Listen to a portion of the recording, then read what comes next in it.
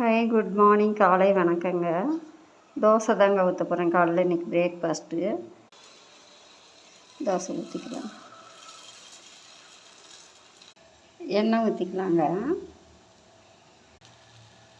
வீட்டில் தோசை இட்லி மாவு அரைச்சி வச்சுட்டாவே இட்லி, தோசை, பணியாரம் எது வேணாலும் டிஃபனுக்கு செஞ்சுக்கலாங்க. அவசரத்துக்கு லஞ்ச் செய்ய லேட் ஆகிடுச்சுன்னா கூட தோசையோ பணியாரமோ ஊற்றி பிள்ளைங்களுக்கு கொடுத்துக்கலாம், சாப்பிட்டுக்கலாம். நம்மளும் தோசை ரெடி ஆகிடுச்சுங்க, எடுத்துக்கலாம். வெந்துருச்சு, தட்டில் வச்சுக்கலாம். இன்னொரு தோசையும் ரெடி ஆகிடுச்சுங்க, எடுத்துக்கலாம்.